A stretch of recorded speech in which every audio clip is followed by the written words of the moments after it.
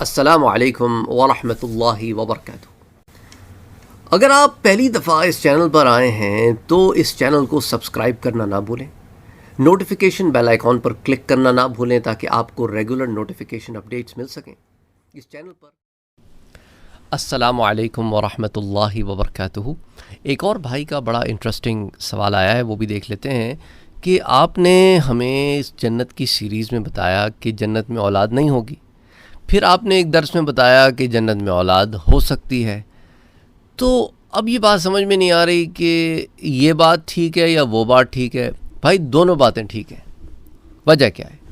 वजह यह है कि आम तौर पर जब दुनिया में मियाँ बीवी मिलते हैं तो औलाद हो जाती है, हो सकती है, पॉसिबिलिटी है ना, बहुत ज़्यादा पॉसिबिलिटी है कि अगर वो दोनों किसको कोई और मेडिकल प्रॉब्लम ना हो कि किसी एक को भी या दोनों को भी, तो औलाद जो है वो हमल ठहर सकता है और विलादत हो जाती है।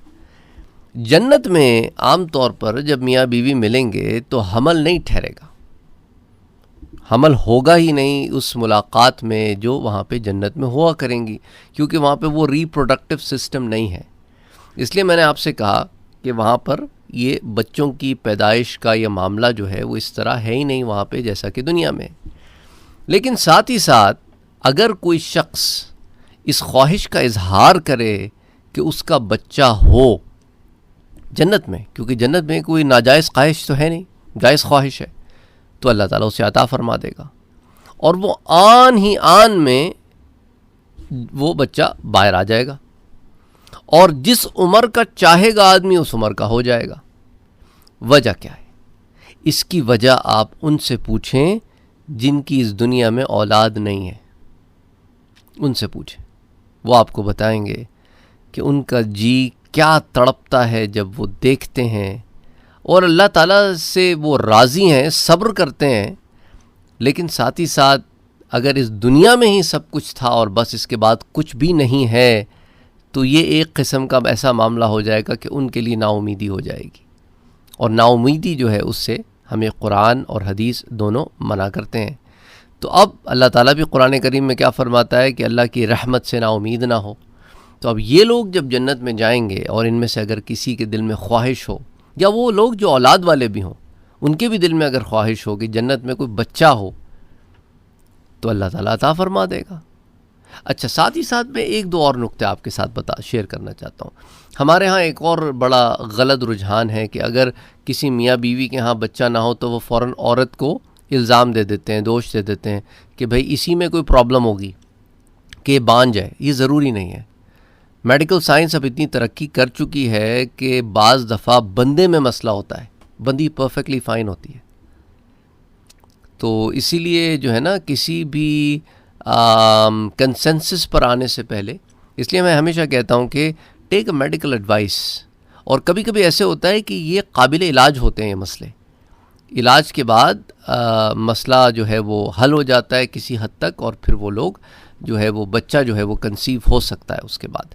तो इसलिए डॉक्टर से रुजू करें जो इसके अंदर माहिरीन हैं, गायनाकोलॉजिस्ट हैं मिसाल के तौर पर, वो इनका ये एरिया है। Anyway, the bottom line is के वो लोग इजहार कर सकते हैं कि अल्लाह ताला दुनिया में तो नहीं मिला लेकिन आखिरत में अभी जन्नत में अता फरमा दे, और जन्नत में मुश्किल और मसाइब भी कोई नहीं है कि बच्चों के लिए अखराजात पूरे करने हैं, स्कूल में एडमिशन कराने हैं, उनको छोड़ना है, लेके आना है, वैन वाले का बंदोबस्त करना है, उनकी फ़ीसें टाइम पे जमा करानी है, उनकी ज़रूरियात पूरी करनी है, कोई टेंशन ही नहीं है जन्नत में। तो इट्स बेसिकली अगर वो ख्वाहिश का इज़हार करे। अच्छा, दूसरी कैटेगरी में वो लोग आते हैं जिनको बच्चे का शायद इज़हार कर सके, कि जिनको अल्लाह ताला ने औलाद दी है लेकिन वो औलाद बड़ी हो गई। अब जब औलाद थोड़ी सी बड़ी हो जाती है ना, तो कभी कभी लोगों में ख्वाहिश होती है कि यार घर में एक छोटा बच्चा होना चाहिए। वो एक होती है, इट्स अ नेचुरल ख्वाहिश होती है कि you know sometimes when people are growing older they want a little kid to be around.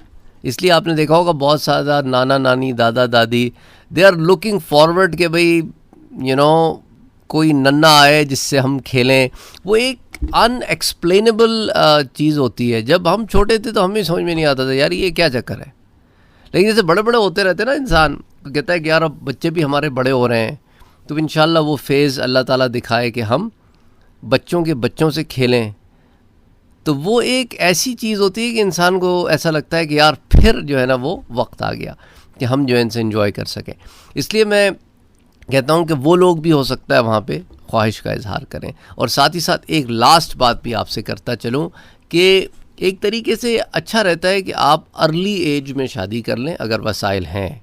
उसकी वजह क्या है कि जब आप यंग और एनर्जेटिक होते हैं ना, तो आप बच्चों के साथ बड़ा क्वालिटी टाइम, एनर्जेटिक टाइम गुजार सकते हैं। अब जब उम्र के एक ऐसे हिस्से में आके जब बंदा शादी करता है, जब एनर्जी भी नहीं होती, तो उसके बाद क्या होता है कि भाई बंदा जो है वो बच्चों के साथ उस लेवल पे इंजॉय नहीं कर पाता जिस लेवल पे एक एनर्जेटिक आदमी कर सकता है। तो इसीलिए बहुत सारे दादा दादी, नाना नानी जो है वो एज फैक्टर की वजह से भी अपने नवासों और पोतों के साथ वो चीज़ कर नहीं पाते जो वो करना चाहते हैं, हालांकि उनके दिल में बड़ी उमंग होती है। तो जब बंदा जल्दी शादी कर लेता है, एक सही एज में शादी कर लेता है, तो उसका फ़ायदा ये होता है कि आगे जनरेशन को भी अगर वो यही तरगीब दे कि वो भी एक सही एज में शादी कर लें, तो बहुत पॉसिबिलिटी है। और बंदा अपने आप को फ़िज़िकली अगर एक्टिव भी रखे कि वो एक फ़िज़िकली एक्टिव एज में अपनी जनरेशन देख लेता है, बजाय इसके कि वो कहीं पड़ा हो, उसको कोई देख रहा हो। इस एज से बहुत पहले वो अपने जो है नवासी पोते पोती वगैरह को देख भी लेता है, उनसे एंजॉय भी कर लेता है। तो you have one more generation that you are enjoying with energy. बहरहाल अल्लाह ताला बेहतरी करे। एनीवे कहने का मकसद यही था कि उम्मीद करता हूँ कि इससे आपके सवाल का जवाब मिल गया होगा। और चूँकि इस टॉपिक से रिलेटेड कुछ और टॉपिक्स थे जिसका ताल्लुक़ जो है वो ह्यूमन साइकोलॉजी से भी है और ह्यूमन इमोशंस से भी है, तो इसलिए मैंने उनको भी यहाँ पे टच करने की कोशिश की। अस्सलामु अलैकुम व रहमतुल्लाहि व बरकातुहू।